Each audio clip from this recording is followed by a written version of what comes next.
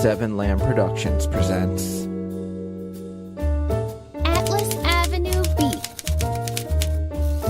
Case 1. The Silver Casket. Part 10. The Nice Bad Guy.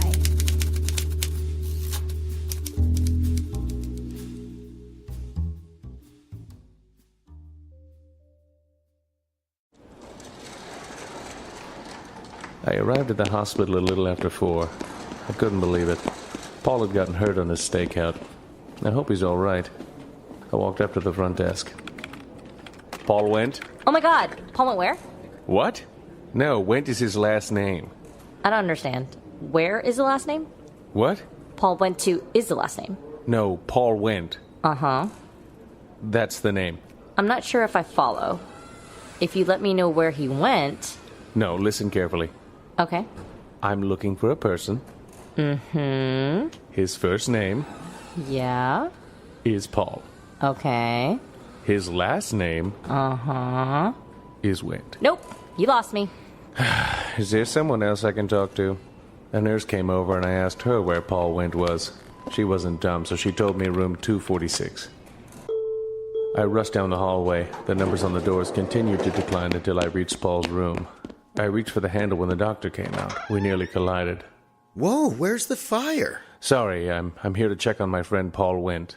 Okay, so there's no fire. No. Good. I almost dropped everything and screamed and ran away. Is Paul Went inside? Oh, wow. I'm sorry. Paul Went is dead. What? Yeah, he died. I mean, like, just now. How did this happen? Well, that sailfish just flew right through his body, like, made a huge hole in his body, so there was really no way to survive. What sailfish? The sailfish that killed Paul Kent when he was fishing? No, not Paul Kent, you idiot. Paul Went. Oh. Jesus Christ, it's not a hard name. Why does this hospital have such a hard time with it? Oh, shoot, that's not good. I think I just told Paul Kent's girlfriend he was okay. Little screw up. I was wondering why she was so worried about him. I mean, all he did was trip over a root. Who, Paul Went? Yeah, the guy you're here to see. Here, he's in this room. That's why you were rushing in here, right? To see Paul Went? Yes. Come on in. I entered the white sterile room to find Lorraine pacing back and forth and Paul lying on a gurney strapped to an IV. Locke, what's it going, man? You did say he just tripped over a root, right? Why is he hooked up to an IV? Well, the thing is, like, he's annoying. Really annoying. So I decided to give him some tranquilizer, mixed it into the regular fluid so he'd stop talking.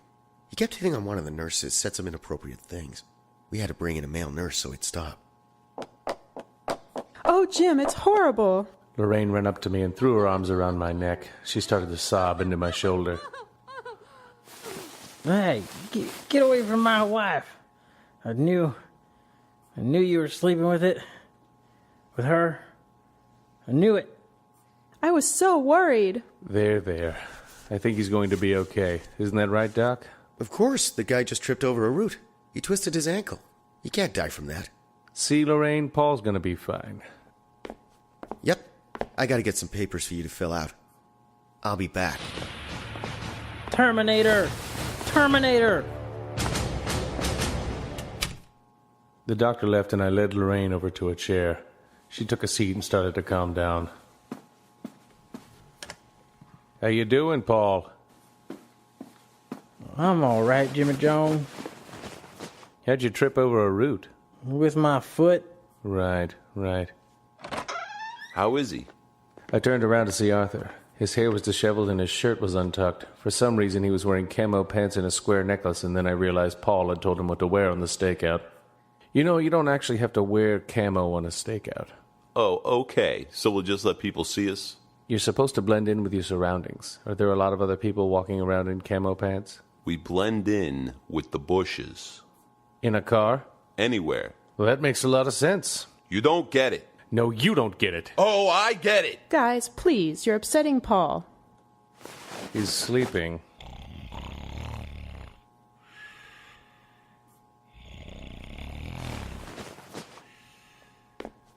Okay, so everything seems to be in order. But we would like to keep him overnight. You said it was a sprained ankle. Yes, but that tranquilizer we gave him has some really serious side effects. Like he could be in some serious trouble. Oh my god. What kind of doctor are you? This is ridiculous. Whoa, people, relax. Relax. You injected him with something that has serious side effects. Yeah, but he was being really annoying. He just wouldn't shut up. Like fucking A. I mean, you guys should know how he is. He can be a bit of a handful. And he is annoying. Could I actually get some of that tranquilizer to go? Now don't you guys worry. It looks like he's fast asleep. I'll have the nurse check up on him regularly, and you can pick him up tomorrow morning at 8. Okay.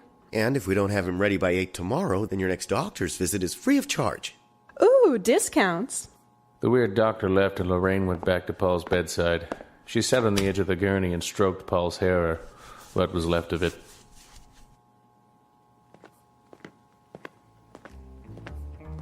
Well, I guess that means it's time. Time for what? Time to finish the stakeout. You're still going out? Yeah, and so are you. I'm not going on any stakeout. I'm going home. The whole time we were riding around in that ambulance, it was Paul's dying wish that you and I finish the stakeout and become friends. He's not dying. Still, weren't you the one who told Paul that this thing needed to be solved by Saturday? If it can be solved, it's out of my hands now and in the hands of the KHPD. That's why I'll be there. We'll get someone else to accompany you. Everyone else is on assignment, even the captain. I can't do this thing alone. You can't spy on someone by yourself? Hey, I don't want you there, but Paul says you're good. Are you in or out? I'm out. No, seriously. Seriously, I'm out. The case is reopened, right? What if the captain knew I was tagging along with you? The captain's on assignment, so you in? No, I'm not. I'm not gonna ask again. Good. I don't want you to.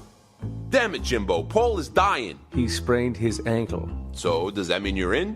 Why would that mean that I'm in? Are you in or out? Jesus Christ, fine. But you follow my lead. I don't think so, Jimbo. I'm wearing the camo pants here. At that moment, the door opened and the nurse came in. The nurse looked familiar.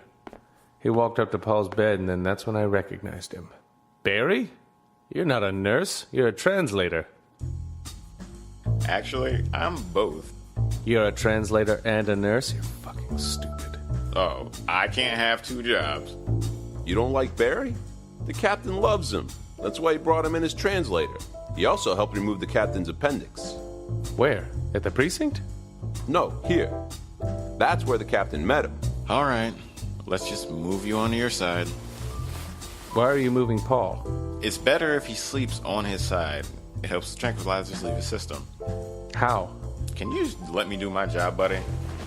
What's he doing now? What are you doing, Barry? I'm lifting the patient's leg so I can get this needle in. More tranquilizer? No. I don't think he needs to be stuck with any more needles. Doctor's orders. I agree with Locke. I think Paul's had enough. Yeah, Barry, why don't you just go? You know what? You always do this shit. Always? Try once, and just get out of here, Barry. Yeah, Barry, get out of here. Really? Fuck off, Barry. Get the fuck out of here, Barry. Yeah, Barry, fuck off. We kept shouting as Barry set down the needle and started to retreat for the door. Paul even ended up waking up to shout some insults at him. Barry, I hate you as a nurse, you piece of shit. Yeah, Barry, you suck. Shut up, Lorraine. But I was insulting Barry. Oh, okay. Go ahead then. Fuck you, Barry. Nice one. Barry walked out of the room just as the doctor came back. The doctor didn't even ask us why we were doing it. He just decided to continue berating Barry with us. Barry, you're a fucking idiot. Stupid Barry, don't come back. After Barry left, we all laughed heartily. We really nailed that guy. I don't hate many people, but Barry just rubs me the wrong way.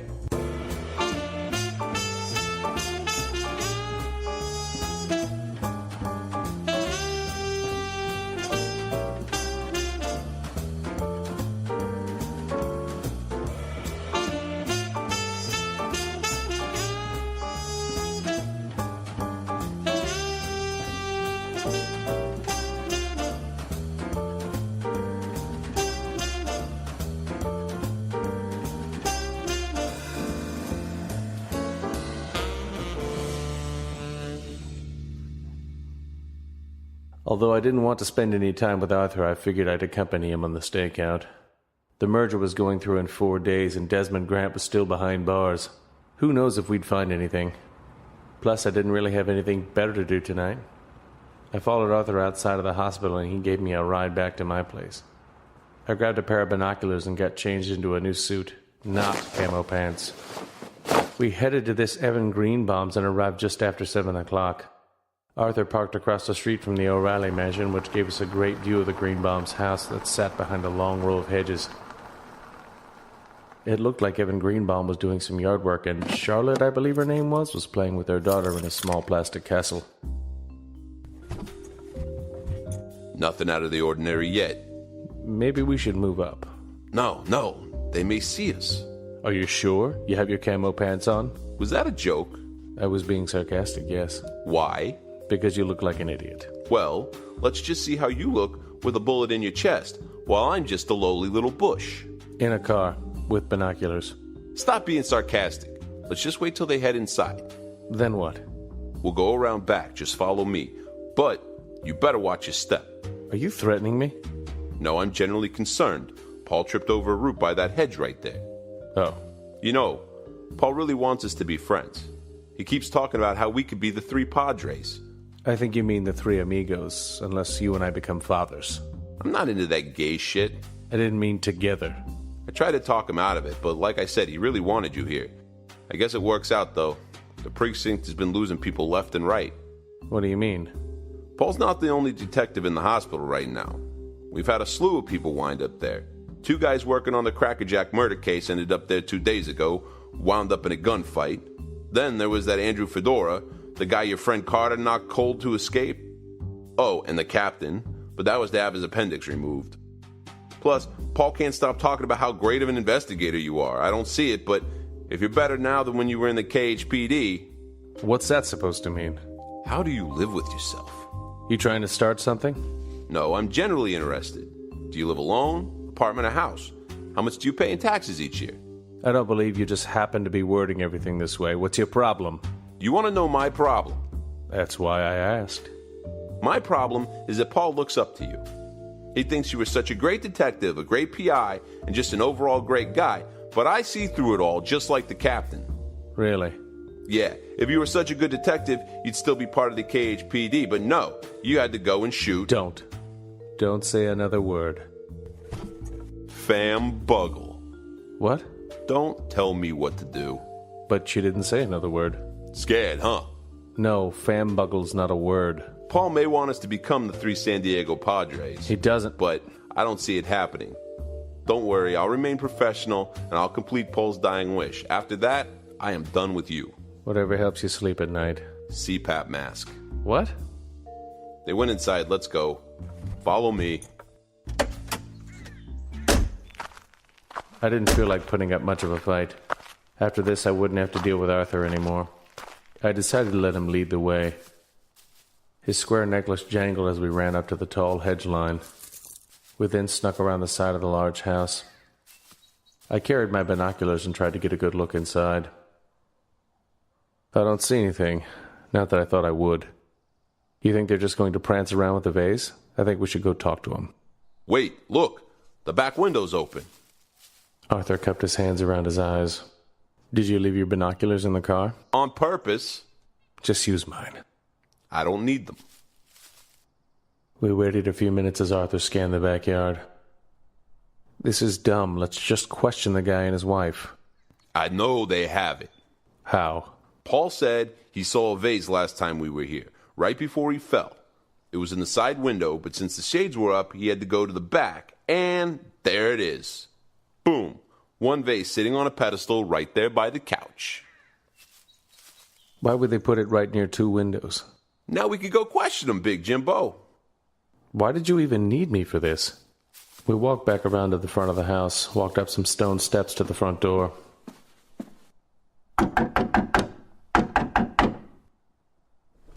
Evan Greenbaum entered the door and looked at us with sad eyes. Hello there. May I help you? Arthur flashed his badge and Evan greeted us warmly and led us inside. Cut the crap. We know it's here. We stood by the front door as Evan's wife and child walked up. I'm sorry. I'm not sure I know what you're speaking of. Why don't we have a sit down and talk this thing over? I'd love to help the authorities any way I can. Yeah, I'm sure you would. What are you doing? Good cop, bad cop? Actually, I'm doing handsome smart cop and shitty, very shitty, ugly cop. That's you. Oh, I figured. Very mature. Suck it. Now, Mr. Greenbaum, you're under arrest for the theft of a rare vase owned by Mr. Terrence O'Reilly. Oh, the O'Reillys. How are they? And suspected of the murder of Mr. Jeffrey O'Reilly. Oh, no. I killed Jeffrey? I don't recall that. Honey, don't argue with the police. No, of course not. They must have some substantial evidence if they believe I'm the culprit. We do. Now let's go downtown. Ooh, would you mind if I sang a bit of the Petula Clark song on the way?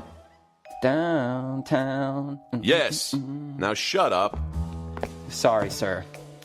Goodbye, dear Charlotte and child Polly. Hopefully we resolve this issue before late night tea. Okay, be safe, honey bun. Something wasn't right. This guy was too nice to be a bad guy. I could see him buying someone a vase, not stealing it. And I've seen my fair share of people who put on a clever ruse. This guy seemed genuine. There's no point in bringing it up to Arthur, though. He was in the zone. Arthur confiscated the vase and walked back to the car. Evan waved bye to his wife and child as best he could with handcuffs on. Arthur pulled out his cell phone and made a quick call to the precinct. Boy, I would have never pegged me as the killer. It's always the last guy you suspect. That's the truth. Arthur shoved him into the car and ordered me in. I took a moment to look back at the house. The guy was wealthy. Maybe not as wealthy as the O'Reillys, but what did he need with a vase? And why would he set it right by a window for the whole world to see? Are you coming or what? No, you go ahead. What? I'm gonna walk home. Suit yourself.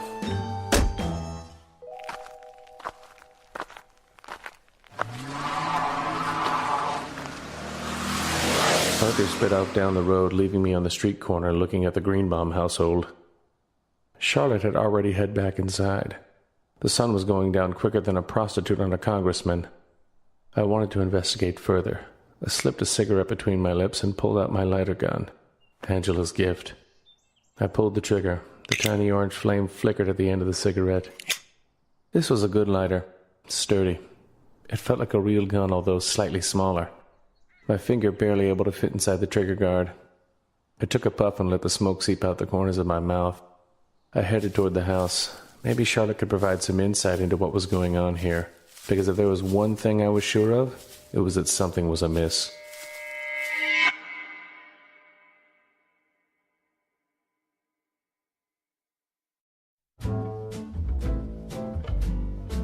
Atlas Avenue Beat. Written and edited by Robert M. Lamb.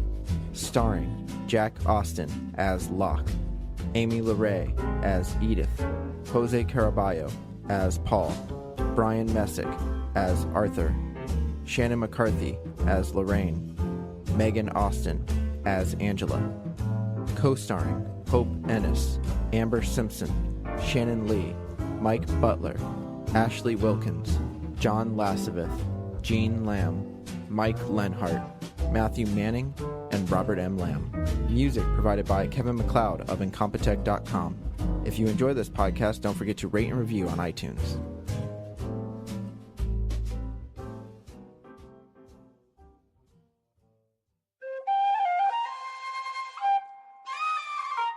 This has been a 7 Lamb production.